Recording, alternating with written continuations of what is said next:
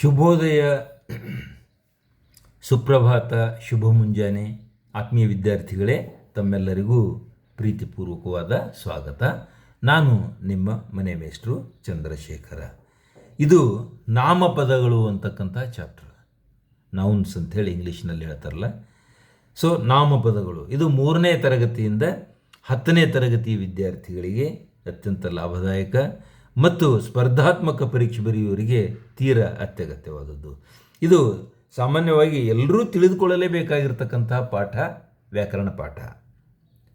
ನಾಮಪದ ಅಂತಂದರೆ ಏನು ಅಂತಂದರೆ ವ್ಯಕ್ತಿ, ವಸ್ತು, ಸ್ಥಳ, ಭಾವ, ಸಂಖ್ಯೆ. ನೆನ್ಪಿಟ್ಕೊಳ್ರಿ, ಇದು ಅರ್ಥ ಮಾಡ್ಕೊಳ್ರಿ. ವ್ಯಕ್ತಿ, ಪರ್ಸನ್, ಹೆಸರಿರ್ಬೋದು ಅಥವಾ ಬೇರೆ ಯಾವುದೂ ಇರ್ಬೋದು, ನಾನು ಮುಂದೆ ಬಂದಾಗ ಹೇಳ್ತೀನಿ.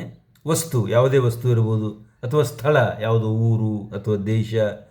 ಭಾವ, ದುಃಖ, ಸುಖ, ಸಂತೋಷ, ಸಂಭ್ರಮ.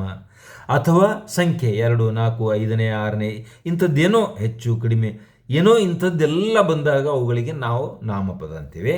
ನಾವು ಒಂದೊಂದೇ ಚರ್ಚೆ ಮಾಡ್ತಾ ಹೋಗೋಣ. ನಾನು ಅತ್ಯಂತ ಸಂಕ್ಷಿಪ್ತವಾಗಿ ಹೇಳ್ತಾ ಇದ್ದೇನೆ, ಭಾಳ ವಿಸ್ತೃತವಾಗಿ ಹೇಳಿದ್ರೆ ಬೇಕಾದಷ್ಟಿದೆ ಇದರ ಬಗ್ಗೆ. ರೂಢನಾಮದ ಬಗ್ಗೆ ನಾವು ಮೊದಲಿಗೆ ಚರ್ಚೆ ಮಾಡೋಣ. ರೂಢಿಯಿಂದ ಬಂದಿರುವ ಪದಗಳು, ಅನಾದಿ ಕಾಲದಿಂದ ಯಾರು ಅದಕ್ಕೆ, ಈ ಉದಾಹರಣೆ ಪರ್ವತ, ಯಾರಂತ ಕರೆದರೂ ಏನೋ ಗೊತ್ತಿಲ್ಲದು, ಒಟ್ಟು ಪರ್ವತ ರೂಢಿಯಿಂದ ಬಂದಿದೆ. ನದಿ, ಮನುಷ್ಯ, ಹೆಂಗಸು, ಮರ, ದೇಶ, ಇಂತಹ ಪದಗಳೆಲ್ಲವೂ ರೂಢಿಯಿಂದ ಬಂದಿರುವ ಕಾರಣ ಅದಕ್ಕೆ ನಾವು ರೂಢನಾಮ ಅಂಥೇಳಿ ಹೇಳ್ತೇವೆ. ಇನ್ನು ಅಂಕಿತ ನಾಮ. ಅಂಕಿತ ಅಂತಂದ್ರೆ ಗುರುತಿಸ್ಲಿಕ್ಕೆ ಅನುಕೂಲಕ್ಕಾಗಿ ಹೆಸರಿಟ್ಟು ಕರೆಯೋದು. ಈಗ ಒಂದು ಕ್ಲಾಸಿನಲ್ಲಿ 30 ಜನ ಮಕ್ಕಳಿರ್ತಾರೆ. ಮಕ್ಕಳಲ್ಲಿ ಬನ್ನಿ ಅಂತಂದ್ರೆ ಎಲ್ಲರೂ ಬಂದು ಬಿಡ್ತಾರೆ. ಅದರಲ್ಲಿ ಪರ್ಟಿಕ್ಯುಲರ್ ಆಗಿ ಇಂಥವನು ನೀನು ಬರಬೇಕಪ್ಪ ಇಲ್ಲಿ ಅಂತ ಹೇಳಿದಾಗ ಆತನೇ ಬರ್ತಾನೆ. ನಕುಲ ನೀನು ಬಾ, ಭೀಮ ನೀನು ಬಾ, ಕಾವೇರಿ ನೀನು ಬಾ. ಅಂದ್ರೆ ವ್ಯವಹಾರಕ್ಕಾಗಿ ಅಥವಾ ಗುರುತಿಸಲು ಇಟ್ಟಿರತಕ್ಕಂಥ ಹೆಸರುಗಳು ಅಂಕಿತ ನಾಮಗಳು. ಉದಾಹರಣೆಗೆ ಕಾವೇರಿ, ನಕುಲ. ನೋಡ್ರಿ, ಹಿಮಾಲಯ, ಪರ್ವತ ಅಂದ್ರೆ ಅದು ರೂಢನಾಮ. ಹಿಮಾಲಯ ಅಂತಂದ್ರೆ ಅಂಕಿತನಾಮ, ಯಾಕಂದ್ರೆ ಅದಕ್ಕೆ ಹೆಸರಿಟ್ಟಿದ್ದಾರೆ. ದೇಶ ಅನ್ನೋದು ರೂಢನಾಮ, ಆದರೆ ಭಾರತ ಅನ್ನೋದು ಅಂಕಿತನಾಮ. ಬೆಂಗಳೂರು ಇಟ್ಟಿದ್ದಾರೆ. ಗಿಡ ಅಥವಾ ವೃಕ್ಷ ಅದು ರೂಢನಾಮ, ಆದರೆ ಬೇವು, ಮಾವು ಇವೆಲ್ಲವೂ ಏನಂತಂದರೆ ಅಂಕಿತನಾಮ. ನಾವು ಈಗ ಮುಂದೆ ಬರೋಣ. ಅನ್ವರ್ಥಕ ನಾಮಕ್ಕೆ ನಾವು ಬರೋಣ. ಅನ್ವರ್ಥಕ ನಾಮ. ಅನ್ವರ್ಥಕ ನಾಮ ಅಂದ್ರೆ ಅಷ್ಟೇ, ಅರ್ಥಕ್ಕೆ ಅನುಗುಣವಾಗಿ ಇಡಲ್ಪಟ್ಟಿರ್ತಕ್ಕಂತಹ ಹೆಸರುಗಳು, ಅರ್ಥಕ್ಕೆ ಅನುಗುಣವಾಗಿ ರಚನೆಯಾದಂಥ ಪದಗಳು. ಈಗ ಉದಾಹರಣೆಗೆ ಅವನು ವ್ಯಾಪಾರ ಮಾಡ್ತಾನಪ್ಪ ಅಂದರೆ ಅವನಿಗೆ ವ್ಯಾಪಾರಿ ಅಂತನಬೇಕು. ವಿದ್ವಾಂಸ ಇದ್ದಾನೆ ಅಂದರೆ ಅದಕ್ಕೊಂದು ಅರ್ಥ, ವಿಶೇಷ ಅರ್ಥ ಬರ್ತದೆ. ಅವನು ರೋಗಿ ಇದ್ದಾನೆ, ಅವನು ವೈದ್ಯ ಇದ್ದಾನೆ, ಅವನು ಶಿಕ್ಷಕ ಇದ್ದಾನೆ, ಅವನು ವಿದ್ಯಾರ್ಥಿ ಇದ್ದಾನೆ. ಅಂದ್ರೇನು? ಅರ್ಥಕ್ಕೆ ಅನುಗುಣವಾಗಿರ್ತಕ್ಕಂಥ ಪದಗಳು ಏನಿರ್ತಾವಲ್ಲ ಅವುಗಳಿಗೆ. ಅಂದರೆ ವೃತ್ತಿ ಅಥವಾ ವೈಕಲ್ಯ ಇತ್ಯಾದಿ ಇವುಗಳು ಅಲ್ಲಿ ಗೊತ್ತಾಗ್ತಾ ಇದ್ದರೆ, ಈಗ ಕುಂಟ, ಕುರುಡ, ಇವು ಕೂಡ ಅನ್ವರ್ಥಕ ನಾಮಪದಗಳು. ಇನ್ನು ಗುಣವಾಚಕ ನಾಮಪದ ಅಂತ ಹೇಳಿ ಬಂದಾಗ ವಸ್ತುಗಳ ಗುಣ, ರೀತಿ, ಸ್ವಭಾವ ಸೂಚಿತ ಪದಗಳು. ವಸ್ತುವಿನ ನೋಡ್ರಿ, ಗುಣ, ಅವನು ಒಳ್ಳೆಯವನದಾನಪ್ಪ, ಇದು ಗುಣ. ಅವನು ಕೆಟ್ಟವನದಾನೆ, ಗುಣ. ಈ ವಸ್ತು ಹೊಸದಿದೆ, ಇದು ಪ್ರಾಚೀನವಾದದ್ದು. ಇಂಥ ಗುಣವಾಚಕ ಪದಗಳೇನಿರ್ತಾವಲ್ಲ ಅವುಗಳಿಗೆ ನಾವು ಏನನ್ನಬೇಕು ಅಂತಂದರೆ ಗುಣವಾಚಕ ನಾಮಪದಗಳು ಅಂಥೇಳಿ ಕರೀಬೇಕಾಗ್ತದೆ. ಇನ್ನು ಭಾವನಾಮ, ವಸ್ತು ಮತ್ತು ಕ್ರಿಯೆಗಳ ಭಾವ ತಿಳಿಸ್ತದೆ. Very interesting. ನೋಡಿ, ಇಲ್ಲಿ ಸ್ವಲ್ಪ ಸಣ್ಣ ಮಕ್ಕಳಿಗೆ ಕಷ್ಟ ಆಗ್ಬೋದು. ಇದು 3ನೇ 4ನೇ ತರಗತಿಯ ಮಕ್ಕಳಿಗೆ ನಾನು ಆ ಗುರುಗಳು ಖಂಡಿತವಾಗಿ ಇದನ್ನು ಭಾಳ ಸರಳವಾಗಿ ಮಕ್ಕಳಿಗೆ ತಿಳಿಯುವಂತೆ ಹೇಳ್ತಾರೆ ಅಂತ ಹೇಳ್ತಾ ನಾನು ಇಲ್ಲೊಂದು ಸಣ್ಣ ಪ್ರಯತ್ನ ಮಾಡ್ತಾಯಿದ್ದೇನೆ. ಭಾವನಾಮ ನೋಡ್ರಿ, ಭಾವನೆಯನ್ನು ತೋರಿಸುವುದು,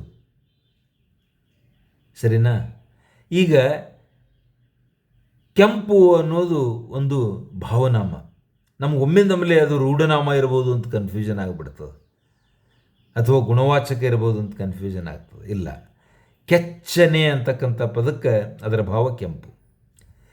ಹಿರಿಮೆ, ನಮ್ಮ ದೇಶದ ಹಿರಿಮೆ ವಿಶ್ವ ಪ್ರಸಿದ್ಧವಾಗಿದೆಯಪ್ಪ ಅಂತ ಹೇಳಬೇಕಲ್ಲ. ಆ ಹಿರಿಮೆ ಅನ್ನೋದರ ಭಾವ ಏನಿದೆ, ಹಿರಿಯದು ಅಂತಕ್ಕಂಥದ್ದು. ಹಿರಿಯದರ ಭಾವ ಹಿರಿಮೆ,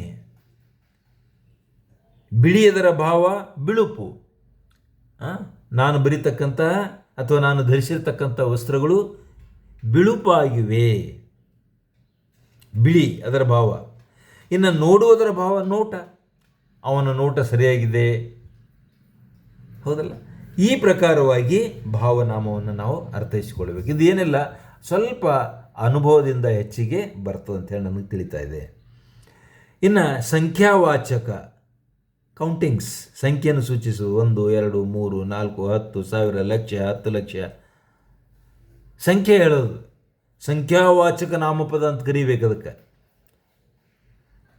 ಇನ್ನು ಸಂಖ್ಯೆಯ ವಾಚಕ ಅಥವಾ ಕ್ರಮವಾಚಕ ಅಂತಾರೆ. ಸೀರಿಯಲ್ ನಂಬರ್, 3 ಜನರು ಬಂದಿದ್ರಪ್ಪ, 3 ಮಕ್ಕಳು ಬಂದಿದ್ದರು, 4ನೇ ತರಗತಿ. 4ನೇ ಅನ್ನೋದು ತರಗತಿ ಅಲ್ಲ, ತರಗತಿ ಬಿಟ್ಟು ಬಿಡ್ರಿ, ನಿಮ್ಗೆ ಗೊತ್ತಾಗಲಿ ಅಂತೇಳಿ ಬರೆದಿದ್ದೇನೆ. ಮಕ್ಕಳು ಅನ್ನೋದು ಇದು 3, 4ನೇಯ 10ನೇ, it is just serial number, ಮತ್ತೇನಿಲ್ಲ. ಪರಿಮಾಣವಾಚಕ, ಪರಿಮಾಣವಾಚಕ ಅಂದರೆ ಪ್ರಮಾಣ. ನನಗೆ ಅಷ್ಟೊಂದು ಪುಸ್ತಕಗಳು ಬೇಕು, ನನಗೆ ಇಷ್ಟೊಂದು ಪೆನ್ನುಗಳು ಬೇಕು, ನನಗೆ ಇನ್ನಷ್ಟು ಬೇಕು, ಅವನು ಬಹಳ ಬುದ್ಧಿವಂತ ಇದ್ದಾನೆ. ಓಕೆ, ಈ ಪ್ರಕಾರವಾಗಿ ಅಷ್ಟು ಇಷ್ಟು ಬಹಳ ಕಡಿಮೆ ಇಂತಹ ಪದಗಳು ಬಂದರೆ ಅವು ಪ್ರಮಾಣ ಸೂಚಿಸ್ತವೆ. ಆದ್ದರಿಂದ ಇದಕ್ಕೆ ಪರಿಮಾಣವಾಚಕ ಪದಗಳು ಅಂತೇಳಿ ಹೇಳ್ತಾರೆ, ನಾಮಪದಗಳು ಅಂತೇಳಿ ಹೇಳ್ತಾರೆ. ಇನ್ನು ಸರ್ವನಾಮಗಳು, ಪ್ರೊನೌನ್ಸ್ ಅಂತೇಳಿ ಇಂಗ್ಲೀಷ್ನಲ್ಲಿ ಹೇಳ್ತಾರಲ್ಲ, ನಿಮ್ಗೆ ಗೊತ್ತಿದೆ. ಕೆಲವರಿಗೆ ಅನೇಕ ಇಂಗ್ಲೀಷ್ ಮೀಡಿಯಂ ಮಕ್ಕಳಿಗೆ ಗೊತ್ತಿರ್ತದೆ. ಪ್ರೊನೌನ್ಸ್ ಅಂತ ಹೇಳ್ತಾರೆ. ಸರ್ವನಾಮ ಅಂದರೆ ನಾಮಪದಕ್ಕೆ ಬದಲಾಗಿ ಬೇರೆದು ಹೇಳೋದು. ಈಗ ಕೆಲವೊಂದು ಸರ್ತಿ ರಾಮನು ಶಾಲೆಗೆ ಹೋದನು, ರಾಮನು ಅಲ್ಲಿ ಅಧ್ಯಯನ ಮಾಡಿದನು, ರಾಮನು ಆಟದ ಸಮಯದಲ್ಲಿ, ಅಂದರೆ ಪದೇ ಪದೇ ರಾಮನು ರಾಮನು ರಾಮನು ಅಂತ ಅನ್ನೋದಕ್ಕಿಂತ ಬದಲಾಗಿ ರಾಮನಿಗೆ ಬದಲಾಗಿ ನಾವು ಇನ್ನೊಂದು ಪದ ಅವನು. ರಾಮನು ಶಾಲೆಗೆ ಹೋದನು, ಆಮೇಲೆ ಅವನು ಓದಿದನು, ಆನಂತರ ಅವನು ಆಟಕ್ಕೆ, ಅಂದರೆ ರಾಮನಿಗೆ ಬದಲಾಗಿ ಅವನು ಅಂತ ಬಳಸ್ತಾ ಇದ್ದೇವಲ್ಲ. ಅಂದರೆ ಅಂಕಿತ ನಾಮಕ್ಕೆ ಅಥವಾ ಯಾವುದೋ ಒಂದು ರೂಢನಾಮಕ್ಕೆ ಅಥವಾ ಇನ್ನೊಂದು ನಾಮಪದಕ್ಕೆ ಪರ್ಯಾಯವಾಗಿ ಬಳಸ್ತಕ್ಕಂಥದ್ದು. ಅದು ಉದಾಹರಣೆಗೆ ನಾನು, ನೀನು, ಅವನು, ಅವು, ಅದು, ಅವರು, ಇವರು, ಇಂಥ ಅನೇಕ ಪದಗಳಿವೆ. ಇನ್ನು ಆತ್ಮಾರ್ಥಕ ನಾಮ, ಆತ್ಮವನ್ನು ಕುರಿತು ಹೇಳೋದು. ತಾನು, ನಾನು ಅನ್ನಂಗಿಲ್ಲ, ತಾನು. ತಾವು, ನೀವು ಅನ್ನಂಗಿಲ್ಲ. ಕೆಲವೊಂದು ಸರ್ತಿ ತಾವು ಬರಬೇಕು, ನೀವು ಬರಬೇಕು ಅನ್ನಂಗಿಲ್ಲ. ಅಂದರೆ ಇದು ಆತ್ಮವನ್ನು ಕುರಿತು. ತಮ್ಮ ಪುಸ್ತಕ ತುಂಬ ಚೆನ್ನಾಗಿದೆ, ಹೌದಲ್ಲ. ತನ್ನ, ಇದು ತಾನು, ಅವನು ತನ್ನನ್ನು ತುಂಬ ಹೊಗಳಿಕೊಳ್ಳುತ್ತಾನೆ. ತನ್ನ ಅಂದರೆ ಆತ್ಮವನ್ನು ಕುರಿತು. ಆದ್ದರಿಂದ ಆತ್ಮಾರ್ಥಕ ನಾಮಪದ. ಇನ್ನು ಪ್ರಶ್ನಾರ್ಥಕ ನಾಮಪದಗಳು, ಇದು ಸುಲಭವಾಗಿ ಗೊತ್ತಾಗ್ತದೆ ನಿಮಗೆ. ಯಾರು ಬಂದ್ರಪ್ಪ ಸ್ಕೂಲಿಗೆ, ಯಾವುದು ಪುಸ್ತಕ ಓದ್ತಾ ಇದ್ದೀಯಾ, ಏನು ಮಾಡ್ತಾ ಇದ್ದಿ, ಯಾವನು ಅಲ್ಲಿ ಹಿಂದುಗಡೆ ಕುಳಿತುಕೊಂಡು ಮಾತಾಡೋನು, ಗುರುಗಳು ಹೇಳ್ತಿರ್ತಾರಲ್ಲ ಕ್ಲಾಸ್ನಲ್ಲಿ. ಹೀಗೆ ಪ್ರಶ್ನಾರ್ಥಕ ನಾಮಪದಗಳು ಅಂದರೆ ಆ ನಾಮಪದದಲ್ಲಿಯೇ ಒಂದು ಪ್ರಶ್ನೆ ಇರ್ತದೆ. ಆದ್ದರಿಂದ ಅವುಗಳಿಗೆ ಪ್ರಶ್ನಾರ್ಥಕ ನಾಮಪದ. ವಿಶೇಷವಾಗಿ ನೀವು ಹೆಚ್ಚಾಗಿ ನೀವು ತಿಳಿದುಕೊಳ್ಳಬೇಕಾದದ್ದು ಒಂದು 3-4: ರೂಢನಾಮ, ಅಂಕಿತನಾಮ, ಅನ್ವರ್ಥಕ ನಾಮ, ಆನಂತರ ಗುಣವಾಚಕ ನಾಮ, ಇಷ್ಟು ಭಾವನಾಮ. ಇಷ್ಟು ತಿಳ್ಕೊಂಡ್ರೆ ಸಾಕು. ಉಳಿದದ್ದು ಸಂಖ್ಯೆಯ ಪರಿಮಾಣ ಇವು ಅರ್ಥ ಆಗ್ತವೆ. ಅದರಲ್ಲಿ ರೂಢನಾಮ, ಅಂಕಿತನಾಮ, ಅನ್ವರ್ಥಕ ನಾಮ ಇವು ಭಾಳ ಸುಲಭವಾಗಿ ನಿಮಗೆ ಅರ್ಥ ಮಾಡಿಕೊಳ್ಳಬೇಕು. ಪರೀಕ್ಷಾ ದೃಷ್ಟಿಯಿಂದಲೂ ಕೂಡ ಇದು ತುಂಬ ಅತ್ಯಗತ್ಯವಾದದ್ದು ಅಂತ ಹೇಳ್ತಾ, ವಿದ್ಯಾರ್ಥಿಗಳೇ, ನಾನು ನಿಮಗೆ ವಿದಾಯ ಹೇಳ್ತಾ ಇದ್ದೇನೆ. ದಯವಿಟ್ಟು ನನಗೆ ಪ್ರೋತ್ಸಾಹ ನೀಡಬೇಕು ಅಂತ ತಾವು ಒಂದು ವೇಳೆ ಇಷ್ಟ ಇದ್ದರೆ ನನ್ನ ಕಳಕಳಿಯ ವಿನಂತಿ, ನನ್ನ ಚಾನಲ್ ಸಬ್ಸ್ಕ್ರೈಬ್ ಮಾಡಿ, ಸ್ನೇಹಿತರೊಂದಿಗೆ ಹಂಚಿಕೊಳ್ಳಿ, ಶೇರ್ ಮಾಡಿ ಮತ್ತು ಲೈಕ್ ಮಾಡಿ. ಎಲ್ಲಕ್ಕೂ ಮಿಗಿಲಾಗಿ ನಿಮ್ಮ ಅನಿಸಿಕೆಯನ್ನು ಕಮೆಂಟ್ ಮಾಡಿ ಅಂತ ಹೇಳ್ತಾ ನಾನು ವಿದಾಯ ಹೇಳ್ತಾ ಇದ್ದೇನೆ. ಇದುವರೆಗೆ ನನ್ನೊಂದಿಗೆ ಸಮಯ ಕಳೆದದ್ದಕ್ಕಾಗಿ ತುಂಬ ಹೃದಯದ ಧನ್ಯವಾದಗಳು ಮತ್ತು ತಮಗೆ ಅಭಿನಂದನೆಗಳು.